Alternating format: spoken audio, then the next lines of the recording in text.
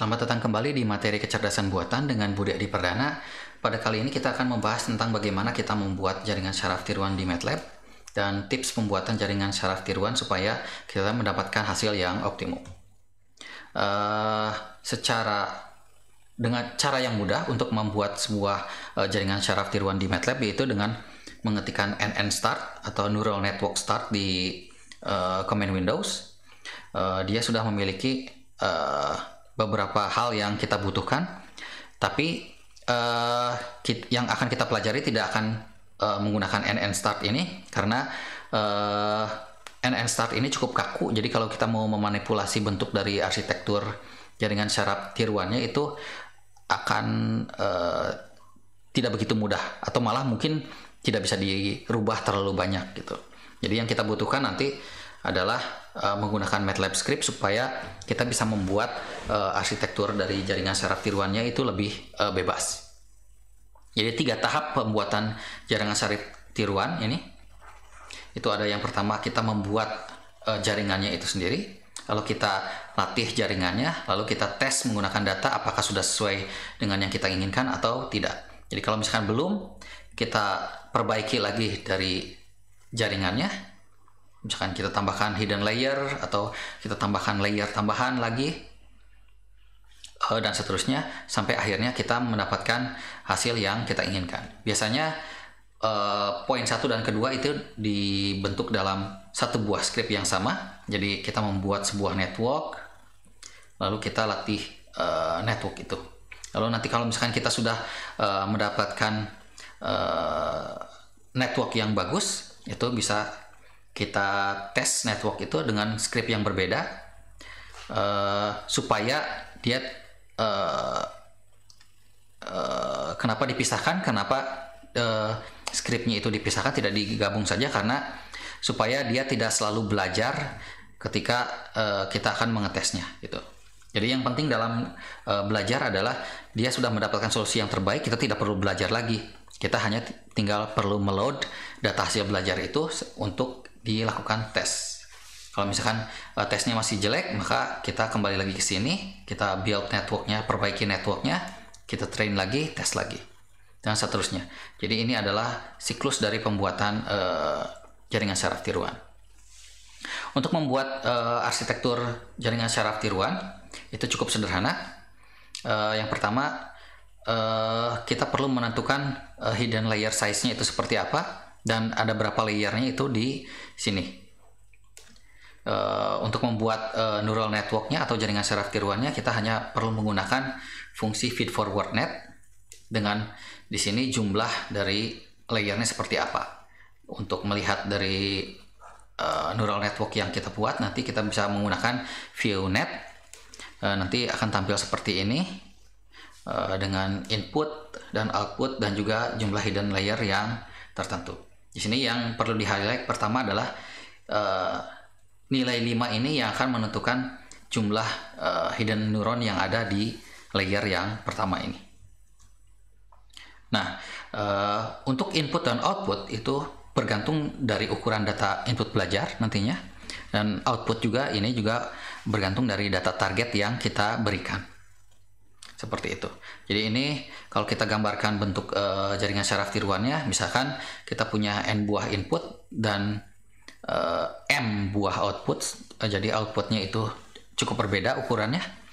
Nah di sini 5 ini nanti adalah 5 hidden neuron yang ada di layer ini.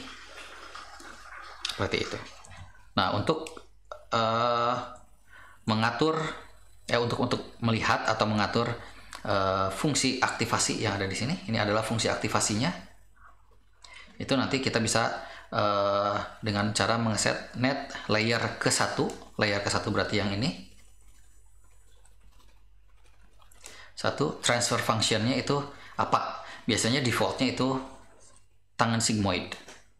Jadi bentuk tangen sigmoid seperti ini, dan kalau output biasanya kita linearkan saja. Seperti itu. Jadi nanti kalau misalkan layer 2 itu biasanya linear. Ya seperti itu. Ini seperti yang sudah dibahas bahwa defaultnya adalah tangen sigmoid. Untuk melihat fungsi aktivasinya ini seperti ini. Lalu kalau kita ingin menambahkan layer di networknya, itu kita hanya tinggal membuat array di hidden layer size-nya. Misalkan ini sekarang jadi 10, 5, dan 3. Ini nanti akan membuat sebuah layer ke-1, ke-2, dan ke-3 dengan jumlah neuron yang sesuai dengan angka di sini 10, 5, 3. Jadi nanti ini akan menghasilkan 10 hidden neuron, 5 hidden neuron, dan 3 hidden neuron di layer 3. Untuk melakukan training itu perintahnya seperti ini. Kita train net yang tadi sudah kita buat, inputnya apa dan targetnya apa. Nanti kita simpan ke dalam suatu variabel. Variabel ini boleh saja sama dengan yang di sini, tapi mungkin lebih baik dibedakan supaya tidak nanti overlap data di situ. Nanti untuk mengetesnya, hasil dari net ini kita gunakan ke dalam input yang kita miliki, nanti apakah outputnya sesuai dengan targetnya atau tidak. Lalu untuk melihat hasil dari output terhadap target itu seberapa cocok, itu kita menggunakan pengurangan saja. G subtract itu pengurangan dari nilai output dan target, sehingga ini kita dapatkan nilai loss functionnya. Kira-kira loss functionnya kalau misalkan semakin mendekati 0, semakin kecil itu semakin bagus, tapi semakin besar itu semakin kita butuh memikirkan ulang jaringan dari saraf tiruannya itu. Jadi nanti arsitekturnya kita ubah. Jadi nanti ya seperti itu. Ini contohnya. Contoh, saya punya sebuah input dari 0 sampai 1. Ada lalu targetnya adalah membulatkan nilai-nilai desimal menjadi 0 dan 1. Jadi dari 0 sampai 1 ini ada 0,1, 0,2 dan seterusnya. Misalkan kita generate dulu data input menggunakan linspace. Jadi kita buat sebuah data dari 0 sampai 1 sebanyak n buah. Jadi n buahnya 10, kita buat dulu 10. Lalu targetnya adalah semua input itu yang lebih besar sama dengan setengah itu menjadi 1, dan yang lebih kecil dari setengah itu menjadi 0. Ini maksudnya kalau cocok dengan logika ini nanti nilainya akan menjadi 1, tapi kalau tidak cocok dengan logika ini nilainya akan menjadi 0. Seperti itu. Lalu build network, saya buat layer size-nya 5 seperti yang tadi contoh pertama. Feed forward net layer size 5, lalu kita train. Setelah train, outputnya kita cek menggunakan input, lalu kita lihat loss functionnya seperti apa. Itu yang akan kita lakukan. Yang pertama yaitu data yang akan dilakukan. Pertama kita akan membuat n-nya itu 10 dulu. Jadi data belajarnya itu inputnya itu 10 buah. Nanti kalau kita lakukan training nanti akan tampil window seperti ini. Ini bentuk dari arsitektur neural networknya, tapi ini tidak akan diperlihatkan secara keseluruhan kalau misalkan terlalu dalam ininya layernya. Lalu ini ada nanti proses belajarnya seperti itu. Ada beberapa tombol untuk melihat hasil-hasilnya, nanti akan dibahas di akhir-akhir. Yang pertama, kalau kita menggunakan data belajarnya itu hanya 10 sebagai inputan, maka outputnya itu akan cukup melenceng dari target seperti ini. Jadi proses pembulatannya itu ada yang tidak menjadi 1 atau menjadi 0. Jadi di sini ada nilai-nilai yang errornya dari data target. Tapi semakin kita meningkatkan jumlah dari inputnya, ini semakin akan membuat hasil dari outputnya itu akan semakin mendekati target. Dan kalau misalkan sampai 100, ini akan semakin mendekati target juga. Jadi pengaruh data belajar itu sangat berperan penting dalam proses pembelajaran neural network gitu. Jadi kalau misalkan data belajarnya sangat sedikit, nanti dia akan cukup kebingungan juga untuk belajarnya, dan nanti kecocokannya hanya berdasarkan data yang ada saja. Jadi sebisa mungkin data belajar itu cukup banyak. Nah, salah satu masalah di MATLAB, kita sebut saja MATLAB ya. Jadi semua inisial bobot dan biasnya itu dilakukan secara random atau secara acak. Jadi ini ketika kita proses belajar itu tidak selalu kita mendapatkan data yang sesuai yang kita inginkan. Walaupun nilainya 100, data belajarnya 100. Jadi ketika kita run pertama, kedua, dan ketiga itu bisa saja ini run yang pertama misalkan cukup bagus, walaupun masih ada error di sini. Lalu run yang kedua ternyata malah jadi lebih jelek. Lalu run yang ketiga ternyata jelek juga. Lalu kenapa ini terjadi? Kenapa tidak berulang ini terjadinya? Karena random yang digunakan di MATLAB itu sifatnya terikat dengan waktu saat ini. Jadi ketika sekarang jam 10, misalkan jam 10 pagi, misalkan gitu ya.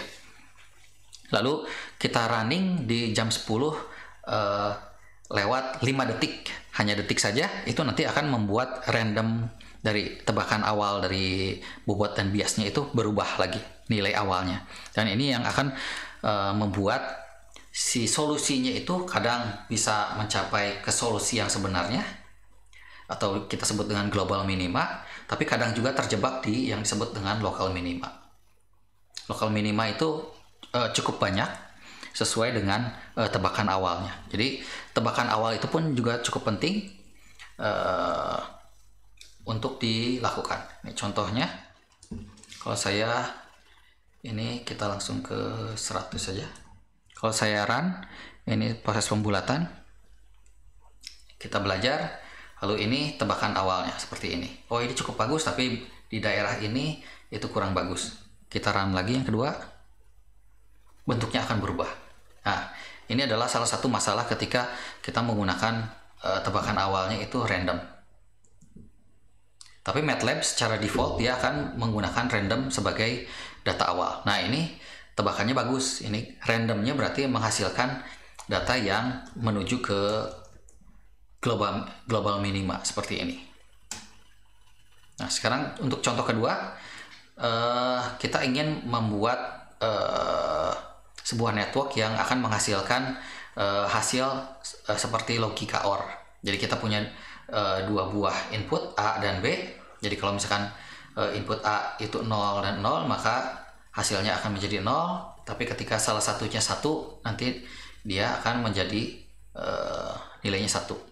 Seperti itu. Jadi kita buat dulu input yaitu 0, 0 untuk A, B. Ini A, B. Ini A, B juga. A, B. A, B. Ini data belajarnya. Kita transformkan di sini. Hati-hati ada kutip, itu maksudnya kita transformkan bentuknya. Lalu targetnya itu 0, 1, 1, 1. Jadi sesuai dengan target yang kita inginkan di sini, dan inputnya sesuai dengan ini.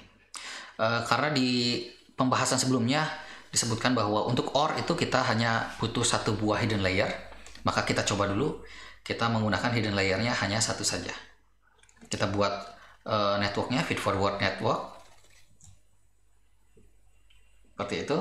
Yang diharapkan adalah nanti datanya hanya dua buah keadaan, yaitu 0 dan 1.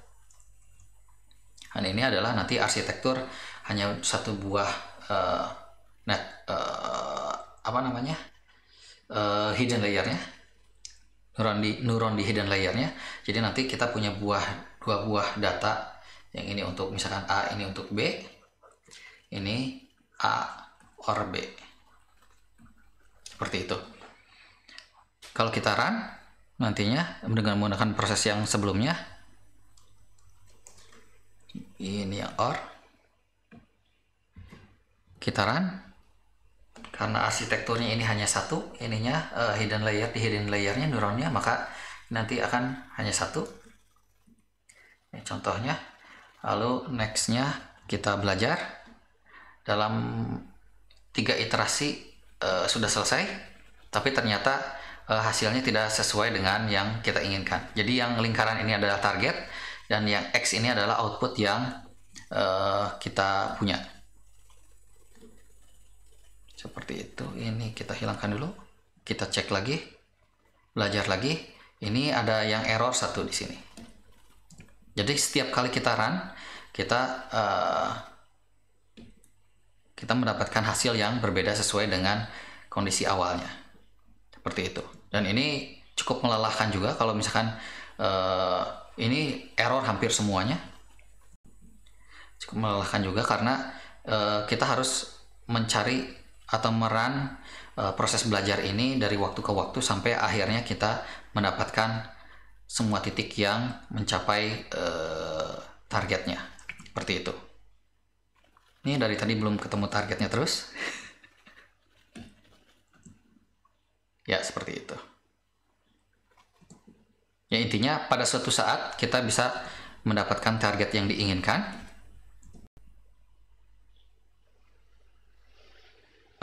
Belum juga. Dan ini cukup, ya, trialnya cukup banyak gitu.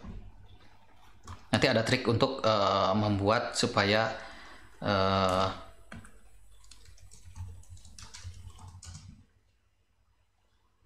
proses ini akan jadi semakin mudah gitu nantinya.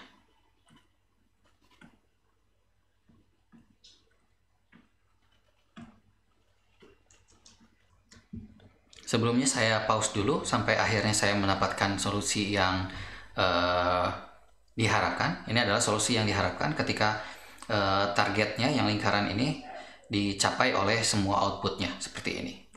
Jadi ya itu masalahnya ketika kita menggunakan data yang di inisialnya itu cukup acak, maka kita perlu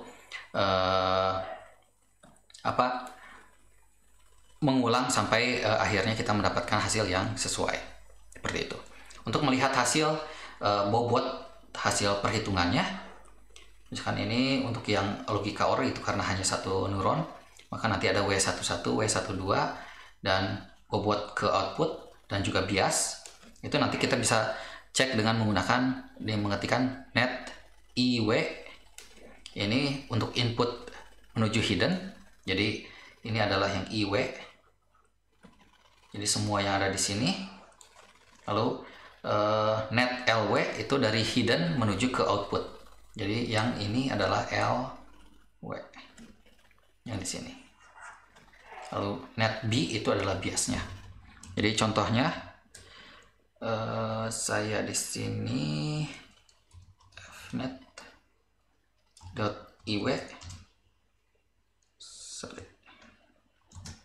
untuk melihat layer yang ke-1, berarti nanti bobot dari si W11 dan W12 ini adalah 3,8991 dan 3,9363. Saya geser dulu ke atas. Lalu untuk yang LW itu yang kedua biasanya datanya. Nah ini W12 nya itu jadinya adalah 1,4683 dan bobot biasnya adalah 7,4562 untuk menghasilkan data yang sesuai seperti ini. Seperti itu. Sekarang kita masuk ke logika XOR.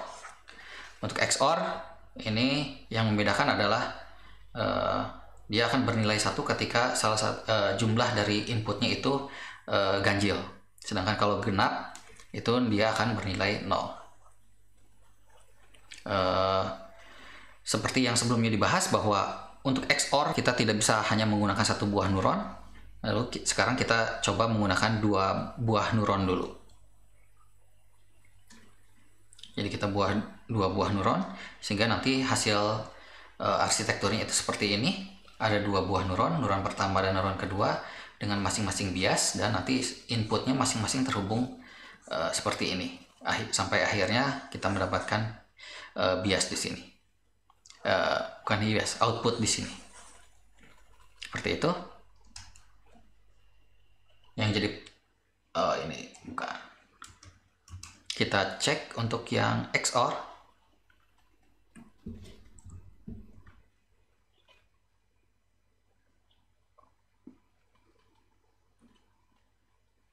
Nah, yang XOR saya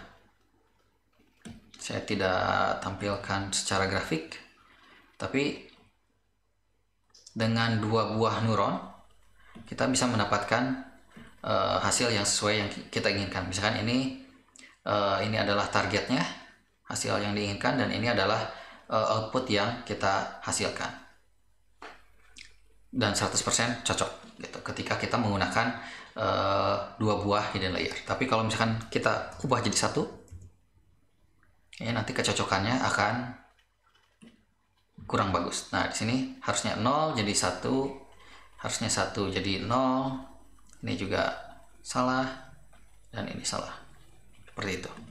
Makanya setidaknya harus ada 2, seperti itu untuk yang XOR. Lalu untuk tugasnya, ini tugas untuk minggu depan, buatlah sebuah logika kompleks 3 buah input dengan menggunakan contoh yang sebelumnya. Jadi A XOR B and C. Jadi ini adalah kondisi outputnya. Jadi nanti tentukan berapa hidden layer size-nya, itu kira-kira yang optimum berapa.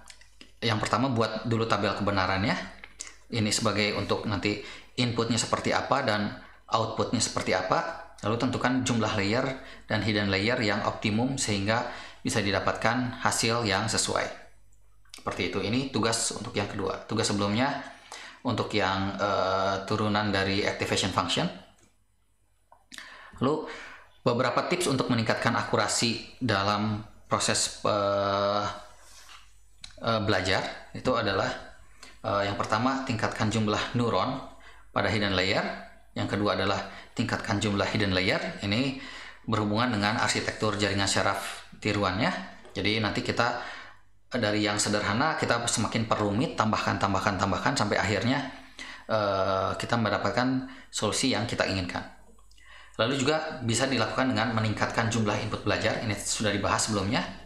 Lalu yang keempat, reset nilai awal W dan B. Ini supaya derajat kebebasan atau solusi itu tidak selalu acak ketika dari belajar pertama, kedua, dan ketiga.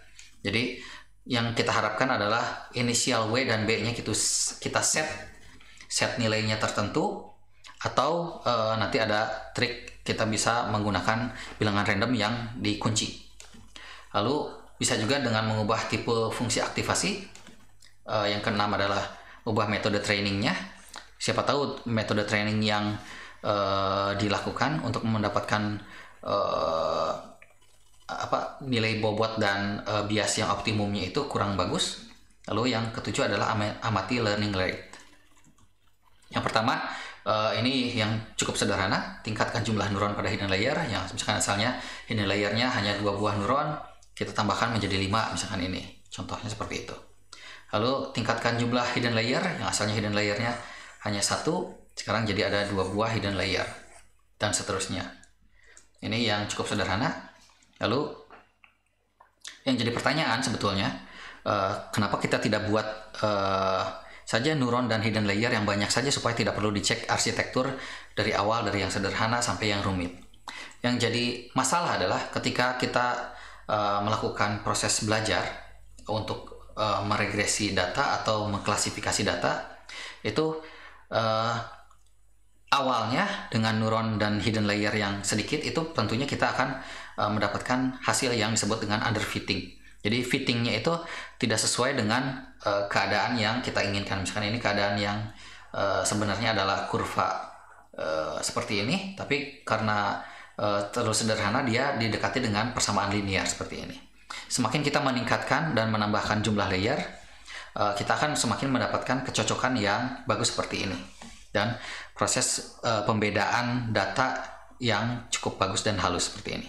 Tapi kalau kita menggunakan neuron yang terlalu banyak dan layer yang terlalu banyak, itu nanti kita bisa mendapatkan sebuah data yang disebut overfitting. Overfitting adalah ketika ternyata trennya hanya seperti ini, tapi kita ternyata memperrumit dari kurvanya itu seperti ini jadinya. Dan ini nanti daerah klasifikasinya itu semakin rumit. Walaupun nilai yang didapatkan berdasarkan input itu akan menjadi semakin 100% cocok.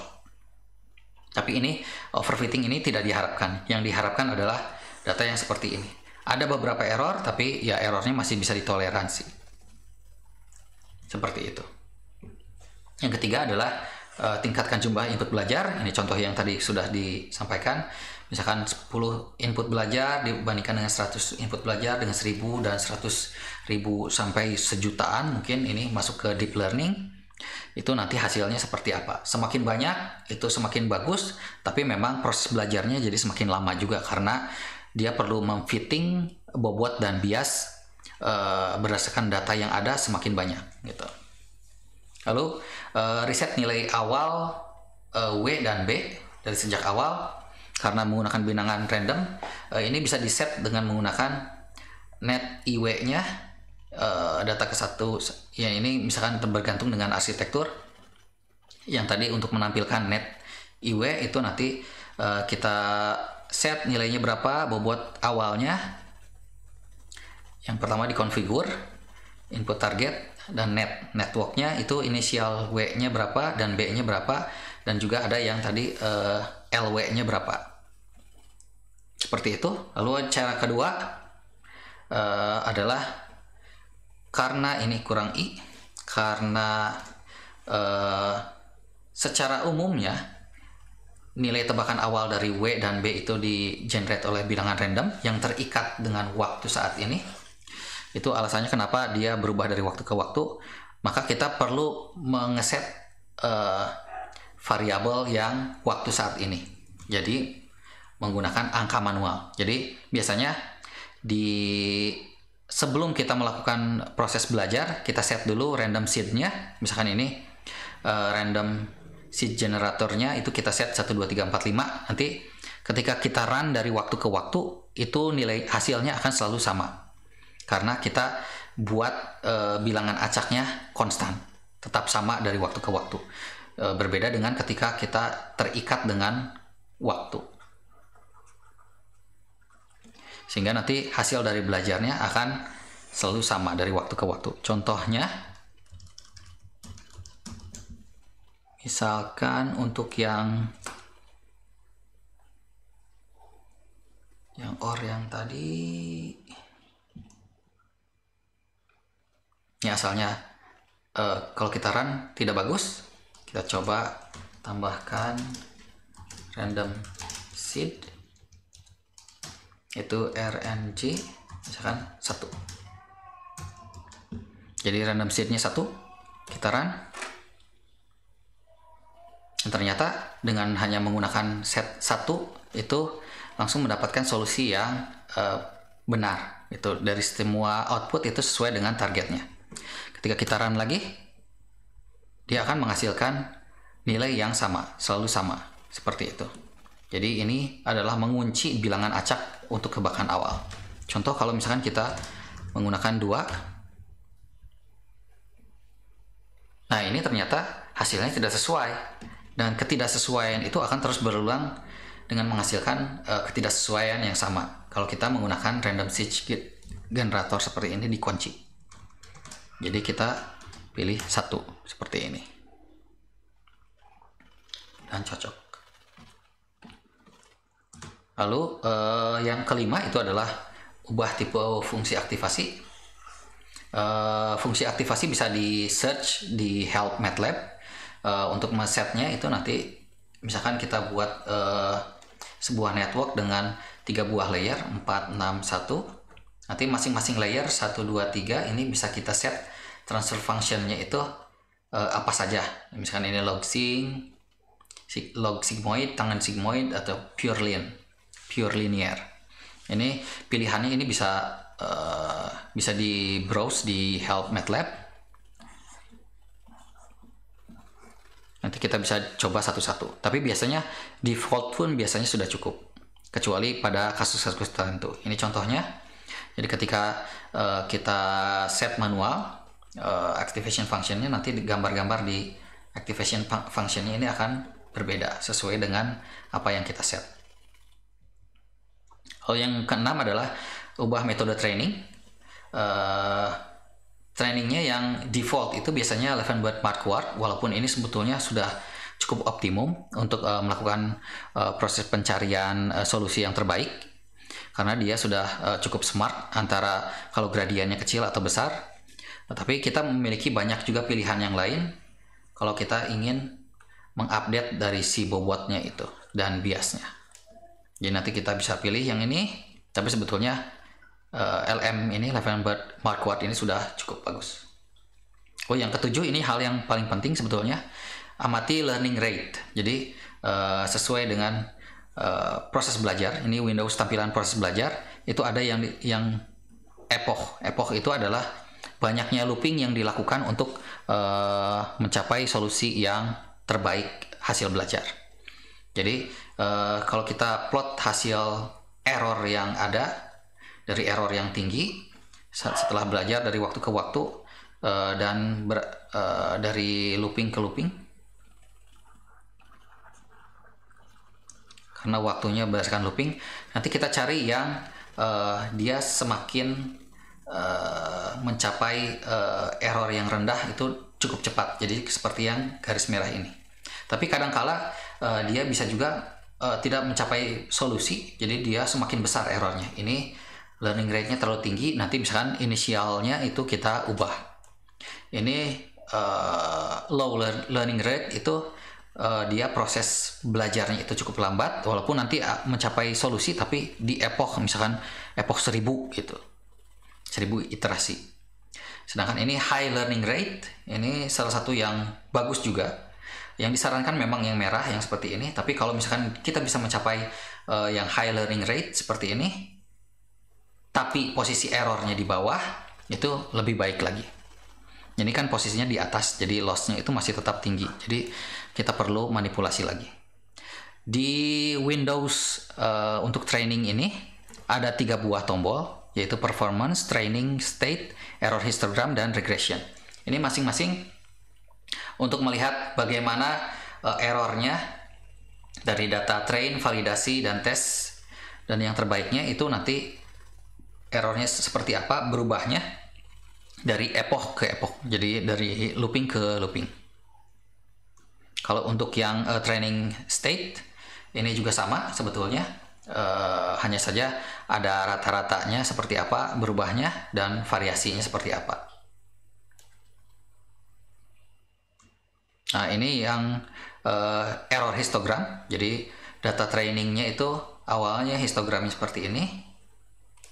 Ini error yang zero error, data dengan zero error. Jadi semakin mendekati ke posisi yang orange ini akan semakin bagus. Ini data trainingnya, ya karena ini skalanya cukup kecil, 10 minus, berarti ini cukup bagus. Jadi ini data validasi ternyata ada di sini yang hijau, data tes ada di yang merah. Jadi ini sebetulnya skalanya secara error itu sudah cukup bagus karena cukup kecil, 10 pangkatnya minus.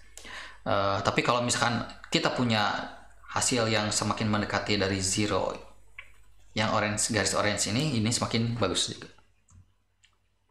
Lalu yang terakhir ini adalah kecocokan dari data target terhadap data output.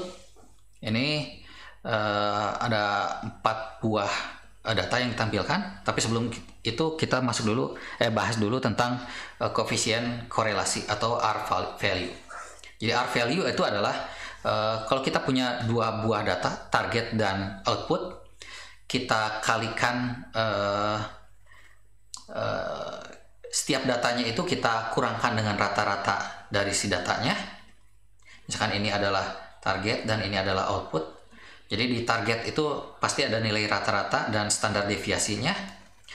Ini di setiap datanya digeser ke nilai rata-rata dan dibagi standar deviasi, lalu nilai output juga digeser ke nilai rata-ratanya dan dibagi standar deviasi. Nanti akan menghasilkan sebuah distribusi. Misalkan ini ada yang hijau adalah targetnya dan ini adalah outputnya.